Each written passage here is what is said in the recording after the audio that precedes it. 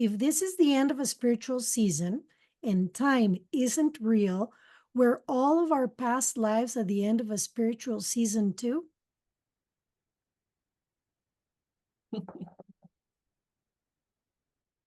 No, we're with you again, dear ones.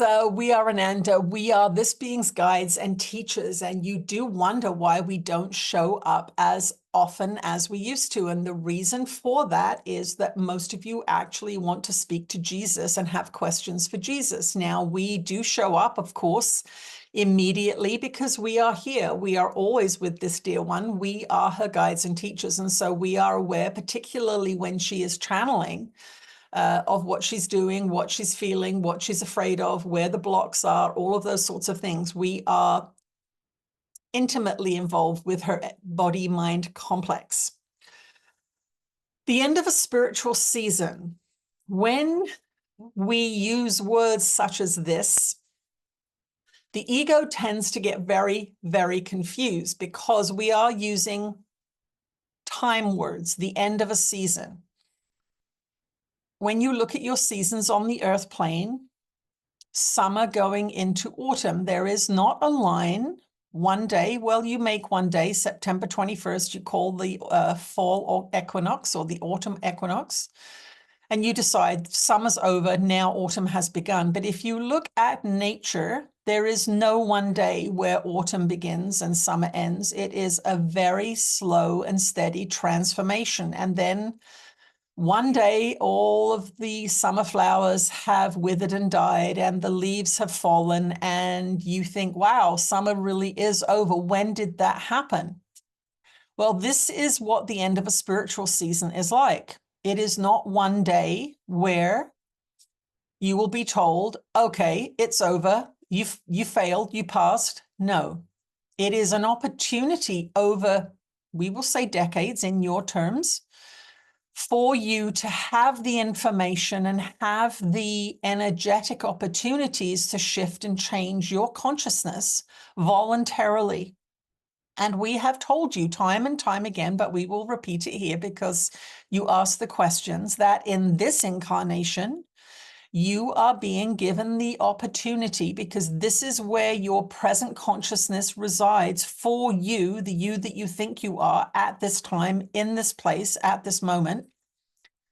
You see yourself in this body, in this house, driving this car with this husband or wife and these children and this body shape and all of those things that you think you are. In this particular incarnation, you are going to have the opportunity to fix, resolve, forgive many, many things that you have as yet been unable to do in other incarnations. Now, other incarnations are not linear, even though it is considered normal to speak about reincarnation in this way. But the fact of the matter is that you are not one person in one place and that's it. You are multiple beings in multiple times and places, having multiple experiences. But for you here and now, in this particular experience, you have only you to deal with. You may have out-of-body experiences when you're dreaming. You may have extraterrestrial experiences. You may have recollections, as you call them, of other incarnations. But the fact of the matter is you are here in this physical form at this time, experiencing the earth experience the way you are experiencing it. So you are going to have the opportunity to resolve many, many things. And this is why this lifetime seems to be full of difficult opportunities for you. Many of you see these trials and tribulations as horrible things, but the truth of the matter is it's a wonderful gift to have the opportunity to resolve things that you have not been able to resolve in other incarnations. The question that you're asking is, are all those other incarnations having the same opportunity? And we will say yes. If you could be in one of your other incarnations, that other incarnation would be having a similar opportunity to resolve in its own experience that which it had not been able to resolve in other experiences or desires. You come in with desires hardwired into your blueprint. This is going to be a lifetime of building a company and learning how to manage money. This is going to be, in this incarnation, the form that it takes. But in another incarnation, you could be going through a similar thing, learning similar things in a completely different form.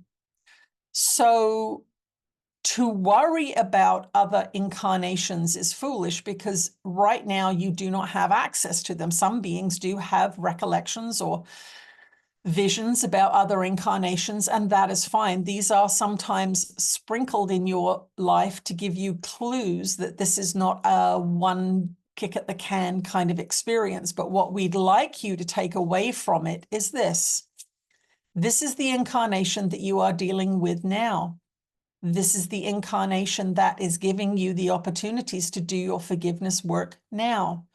This is the time and place that you have chosen to come into being now. So this is the place that we want you to focus now, because this is where everything can be shifted, changed, forgiven. And by forgiven, we mean radical acceptance. Stop judging your body. Stop judging your income. Stop judging your partner. Stop judging everything that you're judging, and understand that peace and happiness is the feedback that tells you that you're on the right track. So if you're judging something and saying that shouldn't have happened, that is wrong, you have immediately stepped off the path of radical acceptance, which brings you peace and happiness. Now, the ego mind will say, we can't just let people run around doing whatever they want.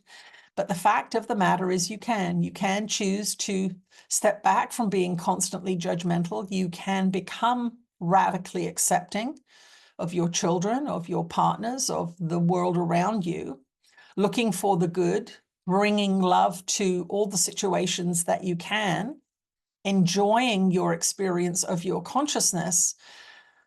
But one of the things that the ego mind has as its root is the doubting, the questioning, the worrying. What will happen if this happens? What if I turned left when I took that road 16 years ago, would my life be different? It will mess with your mind and it will confuse you. We want you to understand that the way to deal with the end of a spiritual season is to do the things that make you happy. Deal with your mind when it goes off onto a judgmental tangent by doing forgiveness work. If the tangent that your mind goes off on causes you a lot of disturbance, understand that it's important. So you begin to dedicate some time to bringing your mind back to peace and figuring out what made you lose the plot. This is the gift you give yourself at the end of a spiritual season. You understand that there are no small upsets and that any upset is problematic.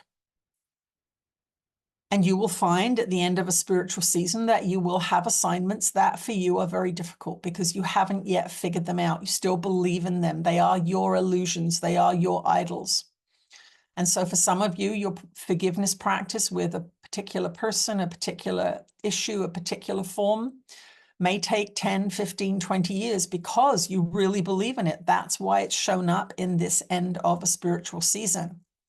So for those things that you can't forgive, those things that you think are unforgivable, they have shown up in this one because it's an opportunity. And to forgive and to let it go and to truly come back to peace, even if it's temporary and it comes back again in 3 or 4 weeks or 3 or 4 months, get back to peace now and practice, practice, practice. Because the happier you get, the lighter you get. The lighter you get, the easier life gets. The more good things come to you, the more loving you are because you are going up in frequency and you are accessing different worlds as you forgive, as you look upon the world with forgiving eyes, as our dear one recently suggested. You will find that the dramas will subside, that the fights will lessen, that the abundance will flow. and you will see, I'm making a difference in my world. And we will tell you it is your world that needs to be healed. It is your mind that needs to be reconfigured. Everything out there is coming from in here, so to speak. So try not to worry about other incarnations, but if you are obsessed with Egypt or the Mayans or whatever it is, indulge in that passion, learn about it, read about it, whatever you want to do. When you're interested in something, there's something in it for you. That is our answer.